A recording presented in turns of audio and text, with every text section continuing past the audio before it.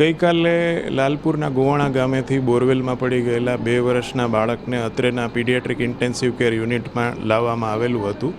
બાળક જ્યારથી આવ્યું ત્યારથી બેભાન અવસ્થામાં હતું અને આ સિવાય એના બ્લડ પ્રેશર અને એમના શુગર લેવલમાં ફ્લક્ચ્યુએશન્સ જોવા મળેલા હતા. બાળક જે છે એની ઉપર સતત ચાંપતી નજર રાખવામાં આવી રહી છે અને સઘન સારવાર આપવામાં આવી રહી છે. કારણ કે બાળકને ઘણી બધી તકલીફો એકસાથે હોવાના કારણે બાળકને અહીંયા આપણે જે સારવાર આપી રહ્યા છીએ એમાં હાલ અમારે વેન્ટિલેશનનો પણ સમાવેશ કરવો પડ્યો છે, કારણ કે જેથી કરીને બાળકનું શ્વાસોશ્વાસ નોર્મલાઇઝ કરી શકાય અને બાળક સારી રીતે વ્યવસ્થિત આ પરિસ્થિતિમાંથી હેમખેમ બહાર આવી શકે. આ પરિસ્થિતિમાં અમારા પીડિયાટ્રિક ડિપાર્ટમેન્ટ સિવાય અન્ય ડિપાર્ટમેન્ટ્સ જેમ કે સર્જરી ડિપાર્ટમેન્ટ છે, ENT ડિપાર્ટમેન્ટ છે, ઓપ્થેલ્મોલોજી છે, એ બધા ઇન્વોલ્વ છે અને સૌ કોઈ બાળકની સુખાકારી માટે કોશિશ કરી રહ્યા છે. હું ગુજરાતભરના લોકોને એ જ કહીશ કે હાલ આ બાળક માટે પ્રાર્થના કરશો.